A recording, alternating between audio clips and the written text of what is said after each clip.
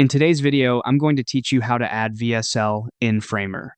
First, head over to Framer and open the project where you want your video sales letter to appear. Once you're inside the project, look for the plus icon.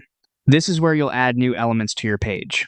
Click the plus icon, then choose Media. Inside the Media options, find the video component and drag it directly onto your page grid. This places the video block exactly where you want your VSL to live, so try to drop it in the section that makes the most sense for your page layout. Next, you'll decide how to bring your video into Framer. If your video is already hosted somewhere externally, click URL. This option is best when you have a direct video stream link from a hosting platform or cloud storage service. Just make sure it's a direct link to the video stream so Framer can load it properly. If you'd rather upload the file directly into Framer, click Upload instead. Then click Choose File and select your video file from your computer. It's a good idea to use an optimized, compressed MP4 file here, especially if you want the page to load quickly. Keeping the file size under 20 megabytes can help improve performance and create a smoother experience for visitors.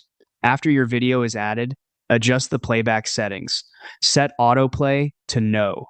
This is important because most browsers block autoplay when audio is involved, and that can lead to the video being muted automatically, which is not ideal for a VSL.